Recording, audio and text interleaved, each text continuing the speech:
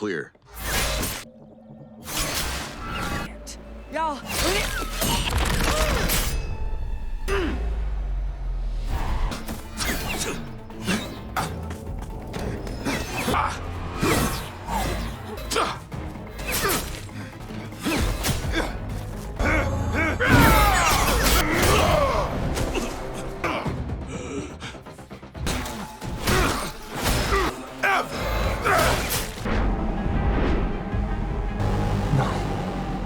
This is what happens when you don't get ready. Get your hands off my...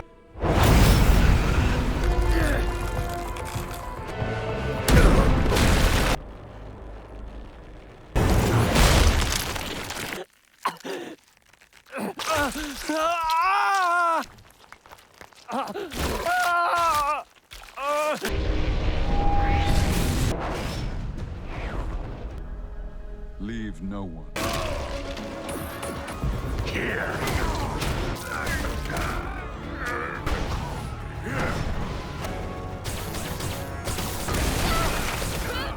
Wait.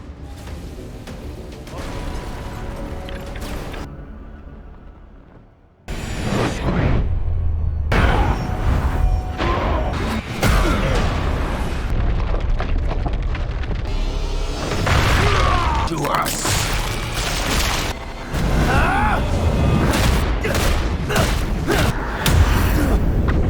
The episode 1 of Invincible opens with Invincible floating in space, and shortly after he regains consciousness and quickly flies back to Earth.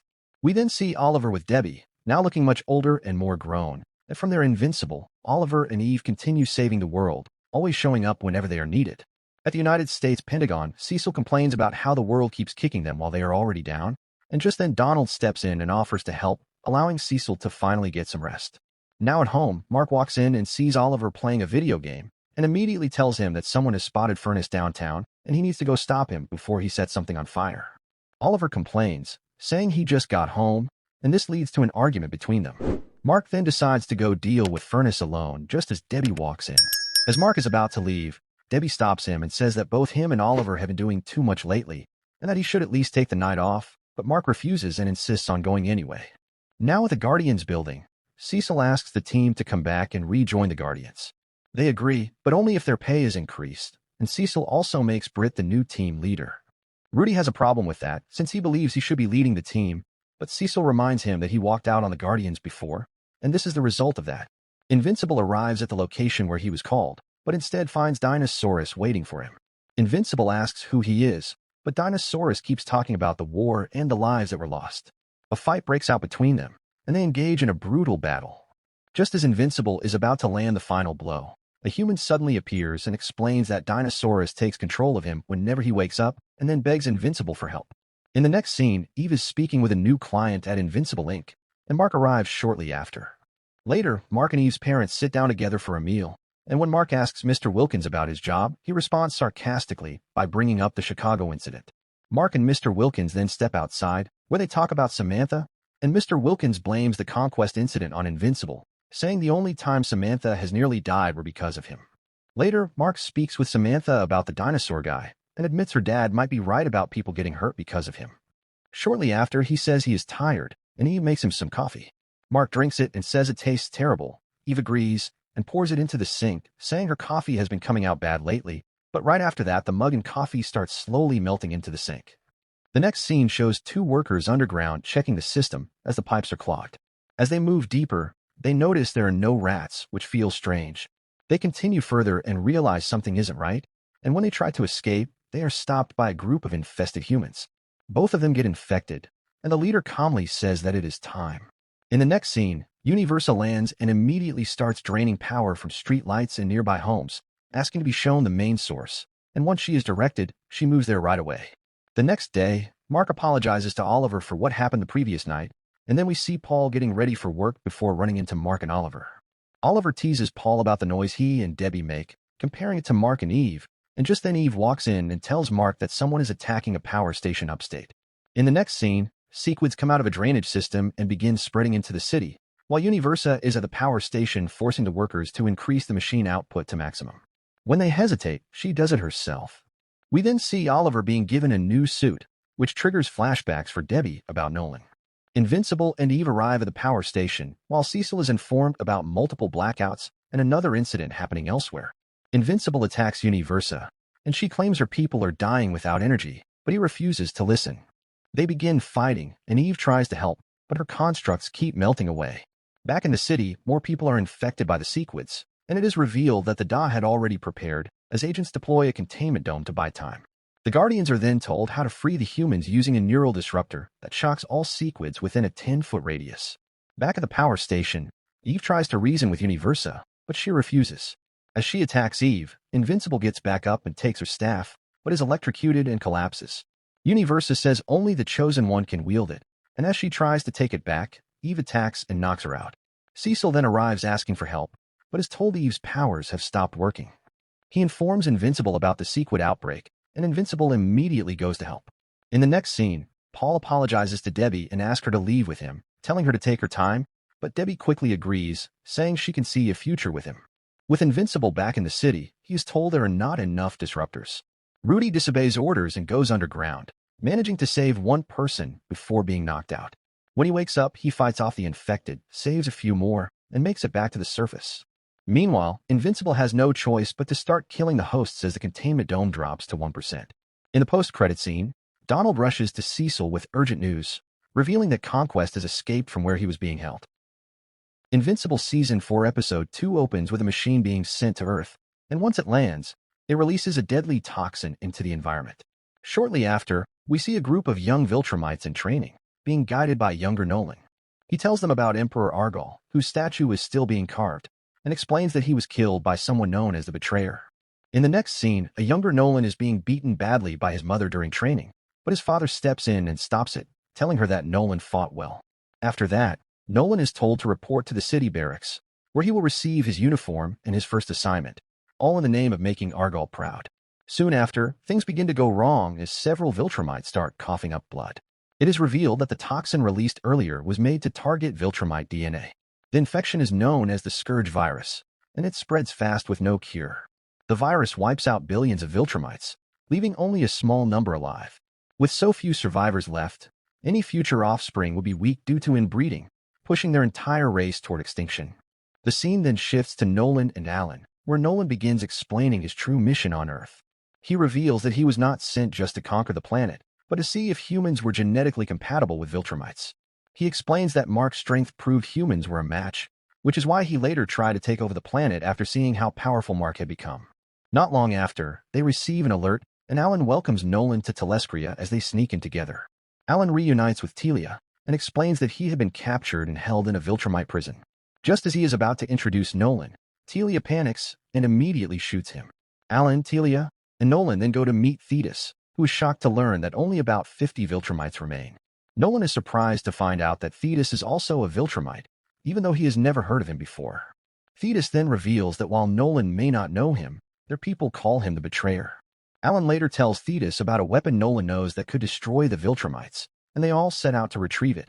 When they arrive, Alan and Nolan leave the ship to find Space Racer's weapon. Alan asks if Nolan killed Space Racer for it, but Nolan explains that he didn't, and instead buried him alive under rocks because he feared the weapon might self-destruct if its owner died unnaturally. When they reach the weapon, they realize it is still linked to Space Racer's body.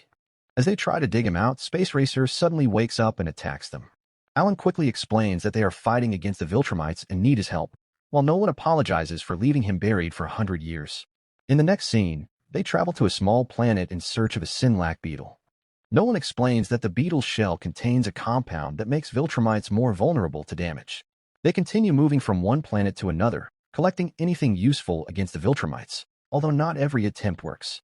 Later on, they arrive at another planet, where Nolan tells Telia to adjust a disk so the planet can warm slightly, allowing them to access a cargo hold and store certain creatures in a frozen state until they return to Telescria.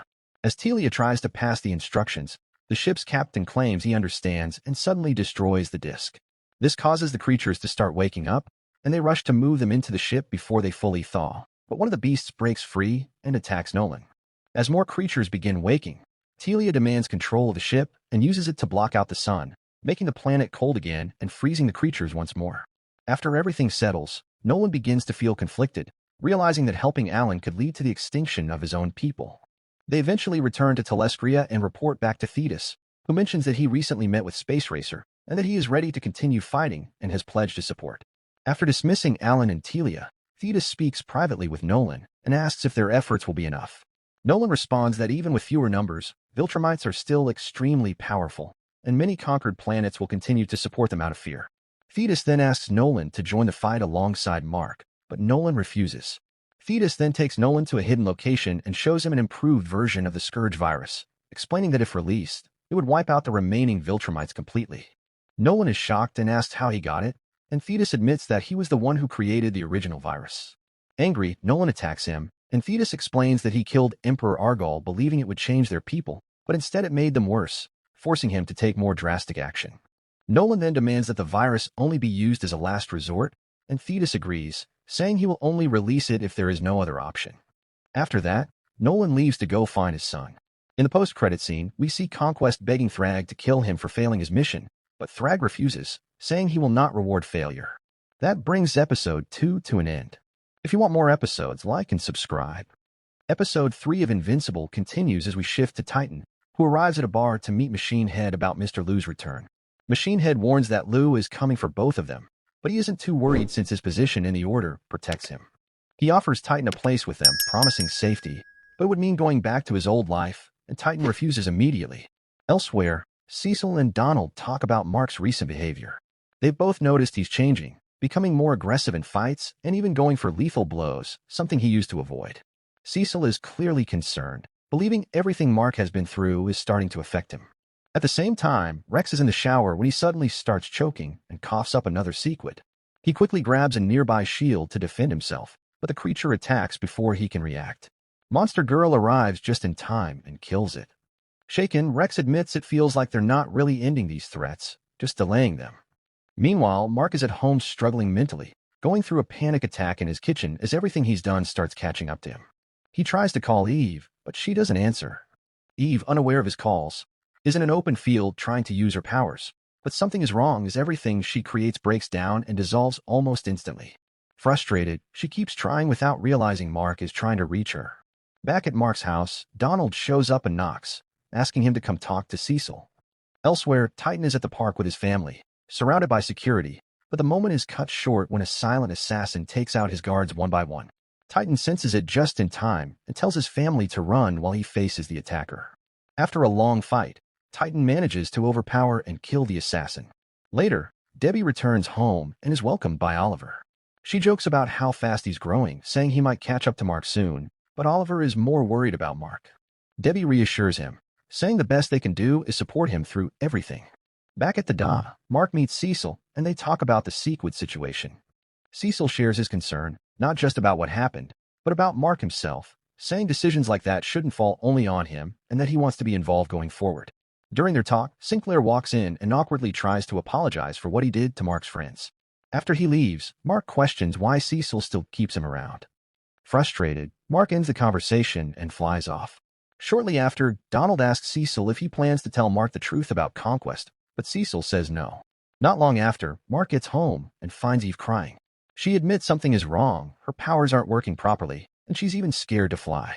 Mark then opens up about what he did earlier, and even though he feels guilty for making it about himself, Eve reassures him that they'll face everything together. Just then, they get a call from Invincible Inc. Mark hesitates, unsure if he's ready, but Oliver steps in and volunteers to go instead. Elsewhere, Isotope tells Titan where Mr. Lu is and suggests bringing Invincible or even rejoining the Order for protection, but Titan refuses. Just then Oliver shows up, ready to help, and despite his doubts, Titan agrees and they head out together. Back at the base, Rex checks on Eve but finds nothing physically wrong. Before they can figure it out, an alert goes off about an alien threat. The scene shifts to Chicago, where civilians are being captured by the returning Flaxants. Robot and Cecil brief the team, saying Mark will help the Guardians stop the invasion. The plan is for Mark and Britt to lead the attack while the others rescue civilians. The fight begins as planned, but they soon realize the device controlling the Flaxants' time dilation is on Earth's side of the portal. Meanwhile, Oliver and Titan find Mr. Lu. Oliver hesitates at first, unsure about fighting someone who looks old, but everything changes when Lu transforms into a giant dragon, forcing Oliver to fight. The battle quickly gets out of hand, and it becomes clear Oliver is outmatched. He calls Eve and asks her to get Mark, but Mark is busy with the invasion, and Eve tells him to retreat. Back at the battle, Robot and Monster Girl locate the emitter and take a risk by jumping through the portal. They destroy it on the other side while Mark keeps fighting off the Flaxens.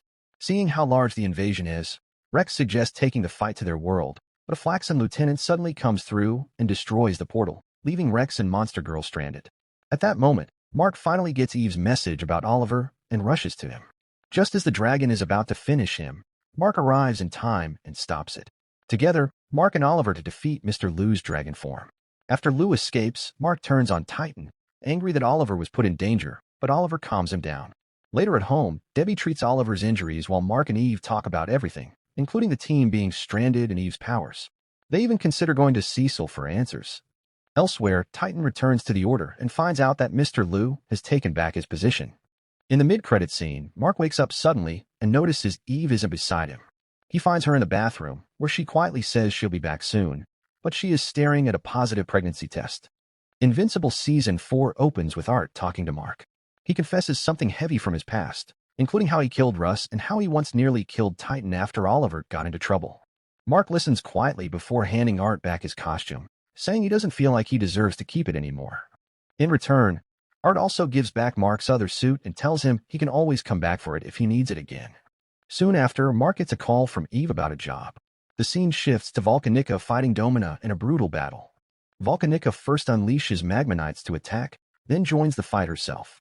As she is about to rip Damien's heart out, Domina intervenes and attacks her instead. Damien and Domina team up against Volcanica and even try to decapitate her, but her body keeps regenerating. Volcanica overwhelms Domina and kills her in a violent way by punching through her mouth and filling her with volcanic energy. Damien starts to realize they are completely outmatched. Volcanica then sends a message to Satan through Damien, declaring herself the Great Beast and dismissing him as weak. Damien later tries to summon Satan, but Satan appears on his own, saying he already sensed the chaos and the defeat. Damien apologizes and explains that their forces weren't strong enough. He shows Satan Domina's head, but Satan dismisses it as meaningless, saying it doesn't satisfy him. Damien pleads with him to understand the situation, but Satan responds that although he will restore them, it will take time since his power is weakened.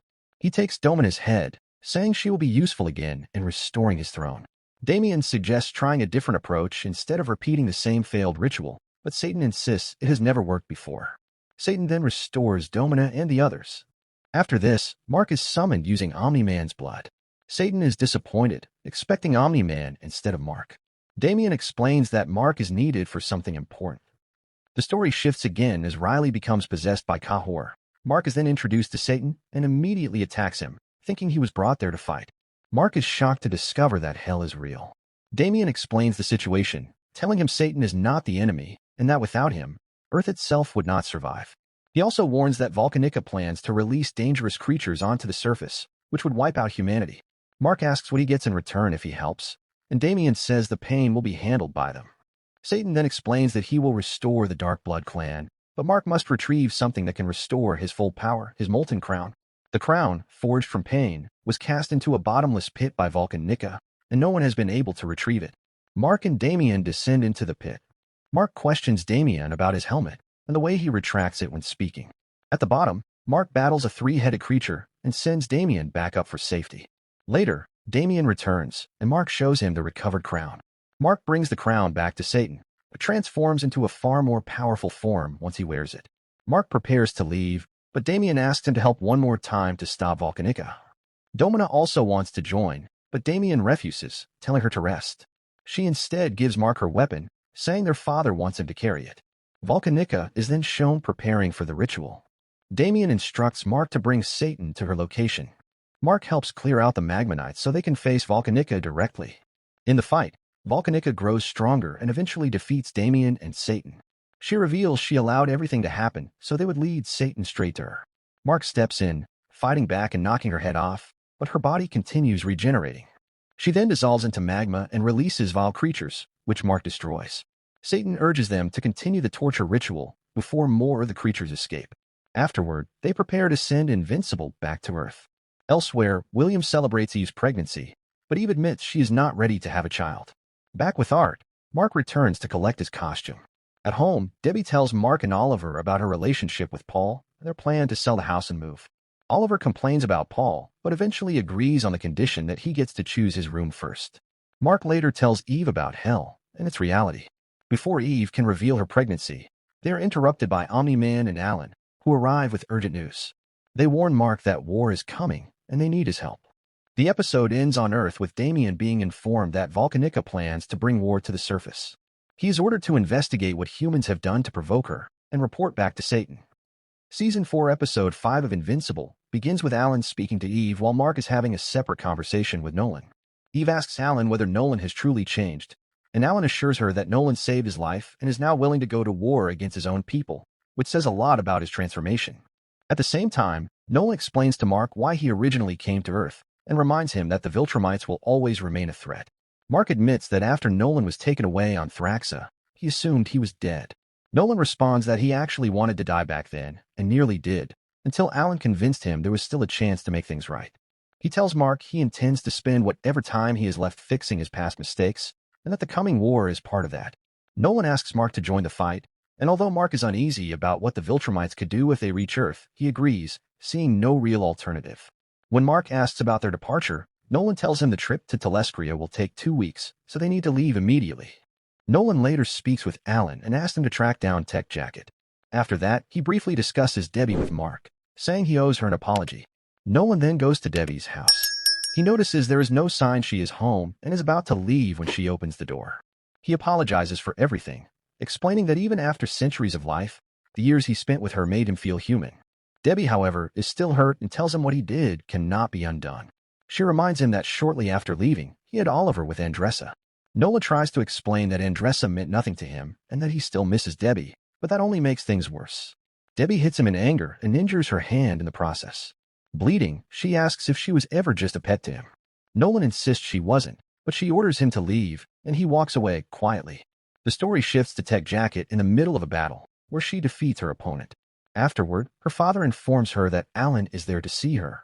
Alan explains the situation and invites her to join the war against the Viltrumites, and she agrees. He shares a brief moment with her father before leaving. Back on Earth, Debbie speaks with Mark, telling him Nolan has already taken enough from her and now seems to be pulling Mark into it as well.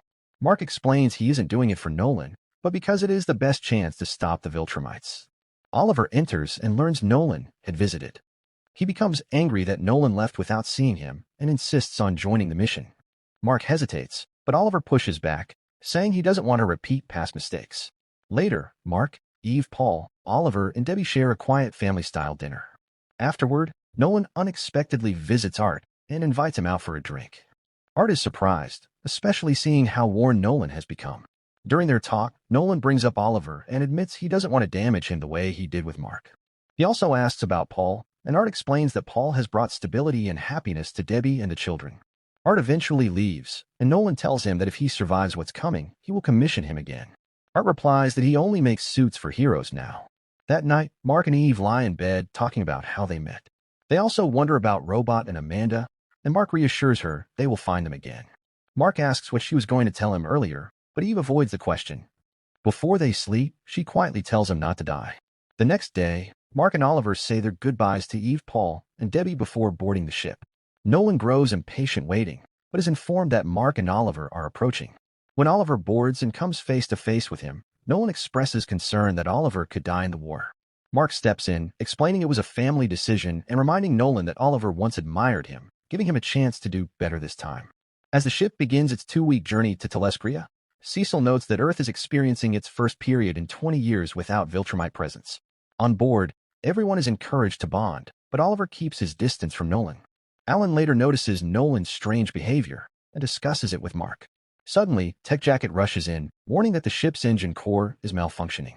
The crew begins evacuations, and Mark realizes Nolan and Oliver are missing. Moments later, the ship explodes. In the aftermath, Mark searches through space and finds Oliver. Before they can regroup fully, they sense Viltrumites arriving. Conquest appears, stating that this is what happens when Mark fails to finish what he starts. Oliver attacks immediately, while Mark engages another Viltrumite. Conquest nearly kills Oliver, but Nolan arrives just in time and engages him in a brutal fight. Mark joins Nolan as Tech Jacket is forced to rely on Alan after her suit is damaged. The battle intensifies as they realize more Viltrumites are approaching. Nolan helps Oliver learn how to breathe in space as he struggles to survive. Oliver drifts away, but Conquest appears behind him. Mark intervenes at the last second, saving him. Mark then grabs Conquest and refuses to let go, trying to choke him out. Conquest retaliates viciously, slashing Mark and tearing into his abdomen, but Mark still holds on. Nolan and Oliver try to reach them, but struggle due to the speed of the fight. When they finally locate Mark, he's already heavily injured. In the final scene, Thetis speaks to a leader, telling her she made the right call since their ship cannot match a Viltrumite cruiser. He orders a retreat to Telescria and warns that a mole within their ranks changes everything. He declares that the coalition of planets can no longer delay, and that full war against the Viltrumites is now inevitable. Season 4 Episode 6 of Invincible opens with Thetis explaining the purpose of the coalition of planets and how the war against the Viltrumites has finally reached its peak. At the same time, the scene shifts to Thragg, who addresses the Viltrumites and delivers his own speech about the coming war. Both sides understand that this conflict will decide the fate of the universe. We then see preparations on both fronts. Thetis organizes the coalition forces while Thragg commands his warriors, reminding them to honor the legacy and words of Argal. Soon after, Thetis formally declares war. The battle begins with Anissa leading a Viltrumite assault alongside their ships as they launch a full-scale attack. Thragg continues speaking with confidence, condemning Thetis for rebelling against the Viltrumites. He claims they brought order to chaos and declares that the coalition will fall while Viltrum rises again as the dominant force in the universe.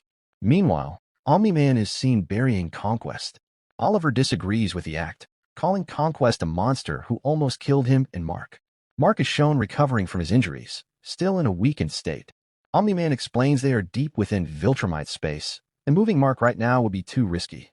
The scene shifts to General Craig, who orders Lucan and Crad to head immediately to Glacia Prime, as intelligence suggests coalition forces are moving in to take control of the planet.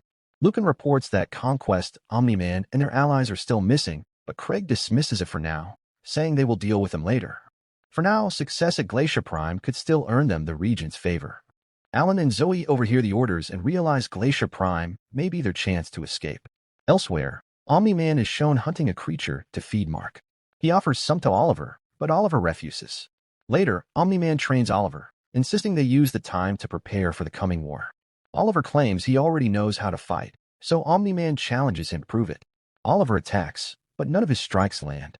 During the training, Oliver finally confronts him emotionally, saying he heard Omni-Man speak to Debbie and learned that he didn't love his other mother. He then asks if he too was a mistake, admitting he only ever wanted to be like him. Back with Alan and Zoe, they arrive at Glacia Prime and find coalition forces already present. They attempt to escape, but Viltrumites detect them quickly. Lucan and Crad pursue them, forcing Alan to fight alone while Zoe escapes. Alan is overwhelmed until Zoe returns with Space Racer. Space Racer fires his weapon and instantly kills Crad, forcing Lucan to retreat. On Viltrumite territory, Oliver finally eats after refusing food earlier. Omni-Man explains that Mark isn't healing properly because their current food lacks proper protein, so they need something better. They go searching and find eggs, but a creature guarding them attacks. They fight it, but Oliver stops Omni-Man from killing it, arguing that it needs to live to keep producing eggs. Alan later reunites with Telia, who tells him Thetis is waiting for him. She also mentions Battle Beast is present.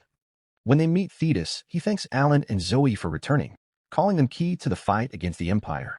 Telia then briefs them on the war's progress. Time passes. Omni-Man and Mark have aged slightly, and Oliver continues training with Omni-Man. The war continues evolving as Battle Beast and Alan take active roles, while Mark slowly begins to recover. The coalition also starts gaining ground. Oliver later asks about the war, and Omni-Man explains that if the coalition keeps turning Viltrumite-conquered worlds against them, they might actually have a chance. At that moment, Mark briefly wakes up and speaks, shocking them. Omni-Man rushes to him. Meanwhile, Thragg observes the coalition's growing momentum. Craig explains the Empire is now in a dangerous position due to lost planets and Thetis' strategy of combining powerful allies to overwhelm isolated Viltrumite forces. Back with Omni-Man and Oliver, they realize Mark is missing and find him walking toward Conquest burial site. Mark is awake and confused, realizing how long he has been unconscious. Omni-Man updates him on the war. Thetis later addresses the coalition, but their meeting is suddenly attacked. Thragg leads an invasion of Telescria, ordering his forces to wipe everything out. Craig questions how the breach happened, just as Thetis arrives and engages him in battle. In the chaos, Zoe's suit is destroyed, but Mark arrives in time to save her. Mark and Oliver then work together to destroy Thragg's ship. Realizing the situation is slipping, Thragg orders a retreat as Telescria's defenses come back online. After the battle, Thetis downplays the loss, but Alan questions the cost in lives. Telia reports that someone inside the system disabled the planet's defenses, confirming a traitor within the coalition. The mole is discovered and interrogated, revealing Thragg has returned to Viltrum to regroup and prepare another offensive. Thetis then declares that this is their best opportunity. With Thragg gathering forces, a decisive strike could end the war entirely. He announces their next target, Viltrum itself. The episode then comes to an end. Season 4, Episode 7 of Invincible opens on the planet Viltrum, where Relonian natives are seen passing around a device. Once it is placed at the target location, it detonates. The scene shifts to General Craig, who reports that this is the third sabotage carried out against the Viltrumites, adding that the species continues to show unusual defiance despite clear demonstrations of Viltrumite superiority. During the discussion, Emperor Argol appears and asks Thragg for his opinion. Thragg argues that the species must be educated, not just because of their defiance, but because their weakness is an insult to the natural order. Argol agrees with Thragg's stance and orders that the planet's population be reduced by 25%, warning that if resistance continues, they should be completely eradicated. Thetis objects and urges Argol to reconsider. In the next scene, Argol's casket is brought forward. Thragg delivers a speech and questions a Viltrumite soldier, asking if he will ever betray them. When the soldier denies it, Thragg does not believe him and kills him instantly. He then takes control as Grand Regent until an heir of Argol is found. His first order is to identify the source of betrayal and purge it completely. This triggers internal paranoia, and the Viltrumites begin turning on each other. The story then shifts to the present day, where Thetis explains that all intelligence confirms Thragg has retreated to Viltrum with only a small group, while the rest of his forces are still en route and will not arrive for days. Thetis calls this their opportunity to strike. We then see Mark recording a message for Eve, clearly uneasy about the upcoming mission against Thragg. He stops mid-recording and reassures himself that he will return. Alan is then shown with Battle Beast and others as they prepare for what seems like their final meal. Thetis speaks with Nolan, stating that this is the best opportunity they have had in centuries. Telia then interrupts, informing them that they have entered Viltrum's sensor range, and it is time to prepare for entry. As they approach Viltrum, they see the aftermath of the Scourge virus, with dead Viltrumites arranged in a ring around the planet. Before they can land, it becomes clear they are expected. Thragg is already waiting for them, and the entire situation turns into an ambush. A massive battle breaks out. Tech Jacket tests a bug juice on a Viltrumite and confirms it works. Space Racer arrives with additional creatures that prove effective against the Viltrumites. Omni-Man seizes an opening to attack Thragg, but Thragg overpowers him and slams him down with a brutal strike. Thragg follows him and tells Nolan to return home, promising forgiveness if he submits. In space, Space Racer is attacked and his helmet is damaged, but Tech Jacket and Alan intervene in time, with Tech Jacket repairing his mask so he can breathe again. Back on the battlefield, Thragg and Nolan continue their confrontation, discussing the war and the downfall of the Viltrumite Empire. Thragg refuses to accept defeat and attacks again. He pursues Nolan through the battlefield as chaos continues around them. Oliver attempts to ambush Thragg but is quickly caught, and Thragg cuts off his hand. Mark rushes in to attack, but Thragg easily overpowers him. Realizing they cannot win directly, Nolan gathers the team and coordinates a plan. With Space Racer positioned in the center, they attempt to channel energy from their descent and combine it with Space Racer's weapon to strike Viltrum itself. The blast causes catastrophic damage, and Viltrum begins to collapse. A single shot from Space Racer's weapon triggers massive destruction across the planet. Thetis then urges the Viltrumites to surrender, saying it is their only option now that their world is falling apart. Thragg refuses surrender and declares he chooses death. He attacks Thetis and rips him apart, then moves on to Nolan and Mark. Alan searches for Oliver, but is ambushed by Viltrumites. Space Racer fights back but is also overwhelmed until Alan and Tech Jacket intervene.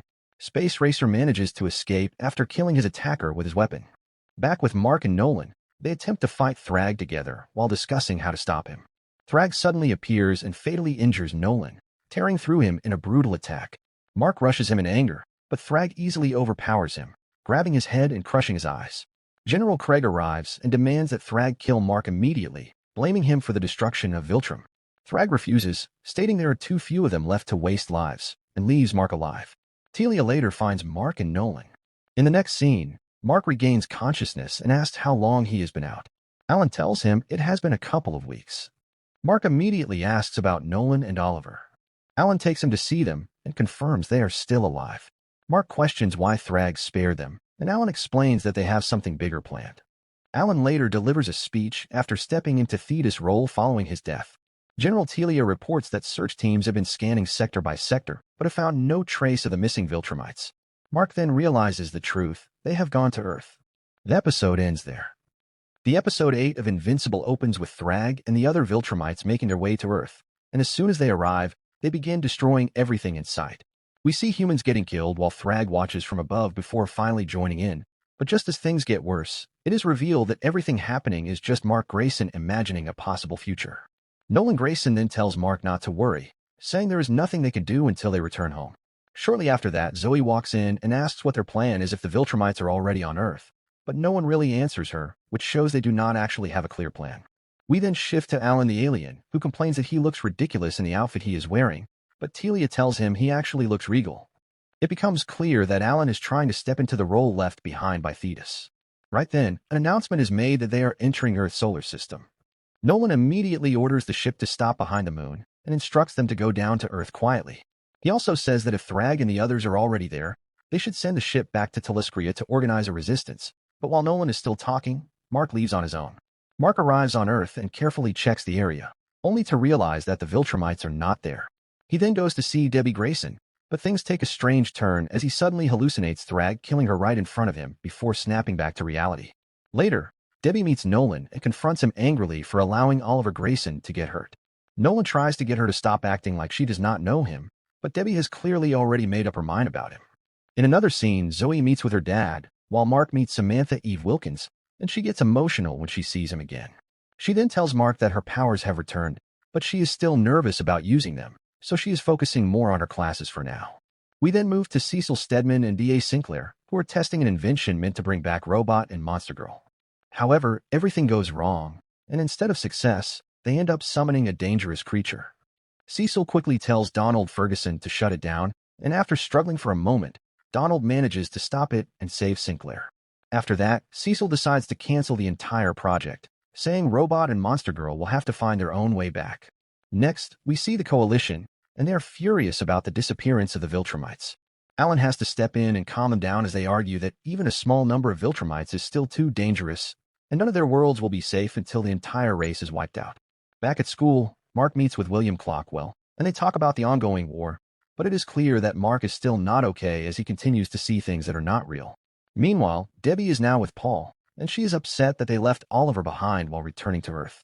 Paul suggests that she should go and see Oliver. We then return to Mark and Eve, where she asks if he is okay, and he says he is fine. Eve then explains that she understands what happened to her powers, saying they stopped working because her body was going through changes. However, before she can fully explain, Mark begins hallucinating again. Once he snaps back, Eve finally tells him the truth, that she was pregnant and had an abortion while he was gone. She explains that she did not tell him because she wanted him focused on surviving and coming back alive, and while he was away, she felt alone and made that decision on her own. In the next scene, Nolan meets with Cecil, and they discuss the coming war. Cecil is not pleased with what he hears, as he believes the Viltrumites will be seeking revenge, and since Earth is where Nolan's loved ones are, it will likely become a target. Back with Mark and Eve, Mark is clearly angry and frustrated that he was not there for her when she needed him. While they are still talking, Nolan calls Mark and tells him his ship is almost done installing a sensor network, and once that is complete, he plans to return to Telescria to check on Oliver. At that moment, Debbie arrives, and Nolan tells her he is about to leave. She then asks to go with him to see Oliver, and when Nolan asks about Paul, Debbie reveals that they ended things months ago. We then move to Mark and Cecil again, where they continue discussing the war. Cecil tells Mark to give Donald a full debrief, after which they will figure out their next move. However, as Cecil is speaking, Mark starts hallucinating again. Later at home, Mark talks to Eve and says that he has lived in that house his entire life, but it has never felt this quiet. Eve suggests they go out for a flight to help clear his head. While flying, Mark suddenly runs into Thragg, and at first, it seems like another hallucination, but this time it is real. Mark attacks him immediately, but Thragg stops him and says he has not done anything to Earth yet, and if Mark continues acting this way, things could get worse. Mark then asks what he wants, and Thragg explains that he has been made Grand Regent of Viltrum, tasked with leading his people out of darkness and securing their future. He reveals that there are only 37 Viltrumites left, but even that number is enough to destroy Earth if they choose to. He says that since their home was taken from them, Earth is now their new home. He then explains their plan, that they will live among humans, wear their clothes, and blend into society without being noticed. However, their true goal is to use humans to rebuild their race. Thragg warns that if the coalition tries to interfere, billions will die. He then offers Mark a truce, promising that the Viltrumites will not harm or interfere with Earth as long as they are left alone. Thragg then asks Mark if he accepts the deal, and after thinking about it, Mark agrees. He is immediately shocked by his own decision, but Thragg tells him that he has just saved every life on the planet. Before leaving, Thragg says Mark will not hear from him again. In the post-credit scene, Alan is seen complaining about the amount of paperwork he has to deal with, when Telia brings him a message left behind by Thetis. As Alan opens it, Thetis reveals that he hid a powerful weapon before his death, known as the Scourge virus, and he urges Alan to use it to finish what he started. The episode then comes to an end.